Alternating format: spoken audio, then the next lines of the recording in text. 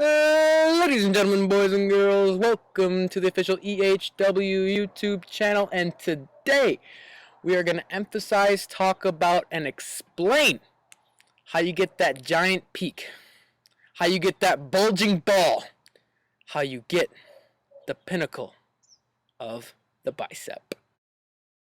Now, practically every guy, or, well, I'm not going to exclude girls, but almost every person who walks into the gym always talks about biceps. And, you know, biceps are a cool part of the body, and biceps are definitely probably the most talked about part of the body.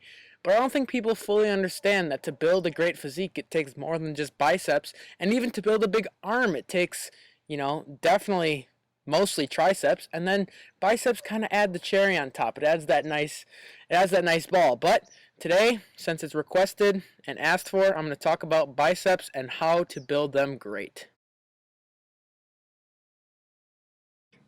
So here we go. Mistake number one. I see everybody in the gym going way too freaking heavy, trying to work their biceps as if they're working their back. And sometimes when I see guys working their biceps, I'm wondering if they're working, you know, their lower back, or if it's just ego day or jaw day, because a lot of guys like to talk, hang out. And then there's the other guys who take biceps the most seriously out of any other body part. And I really want to emphasize that, you know, triceps are truly just as important, probably more important than biceps if you want to go to that level. But in order to build big biceps, you have to keep the reps relatively high volume, high sets. And a lot of people say, oh, you don't have to do a lot of sets for biceps, or oh, you don't have to do much for biceps. I truly emphasize always going above and beyond with everything you do, and always doing more reps and more sets than recommended. So most people will say high reps is, you know, 10 to 12. Well, I take that to a whole new level. I like to say, why don't we do high reps as in maybe 50 to 100 reps?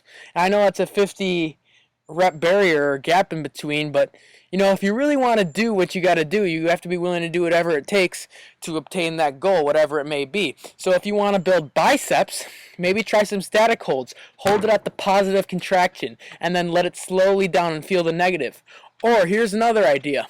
Go until failure, have your friend lift the bar up, and then you do the negative contraction all the way down to the bottom, and you just feel that motion going all the way down on the negative. Your friend lifts up the positive for you completely, and you just continually keep doing the negative. And that will be a good way to emphasize full failure, because a lot of people think failure is when you can't do the positive motion. Absolutely not. That's halfway failure. Halfway failure. Halfway failure.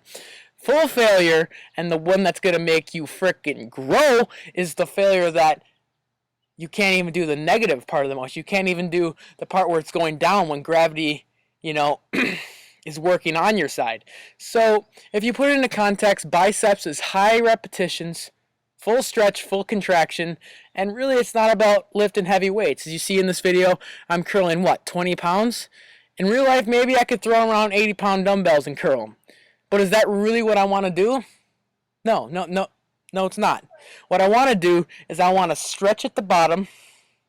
I want to squeeze all the way to the top. And when I'm at the top of the motion, I want to almost feel like I'm flexing. Right now behind your computer, I want you to flex your arm. I want you to flex your bicep. And I want you to try to make that pinnacle peak pop. I want you to feel it.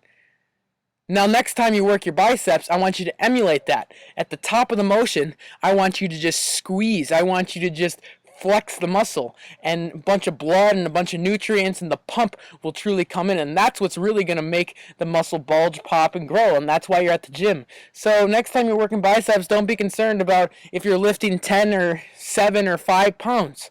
Lift what makes your biceps work, and I think it's high reps, high repetition, stretch, contract, squeeze, and making everything come to a full fruition. Now, a lot of people always ask me, well, AJZ or Drew, how do you get those biceps to peak and pop like that? And I think a lot of it is, I'm going to be fully honest here, a lot of it's genetics. Even since I was a little kid, I always could just flex my bicep and a giant ball would pop out. But you always have to remember that genetics play a huge role in how your biceps look. Some guys will flex and it looks the exact same as when it's just laying there. They have longer muscle bellies. I was blessed with not too short of muscle bellies, but thick, full, and short muscle bellies, which incorporate me to have that pinnacle ball and peak that a lot of people, you know, want to have or they crave or whatnot. But just keep in mind, next time you're working biceps, full stretch, full contraction, feel everything you're doing, work for the pump, work for the high reps, and you just got to be willing to go above and beyond to get something that you haven't had before. So comment below, share this video, keep spreading the word, and keep getting it out there.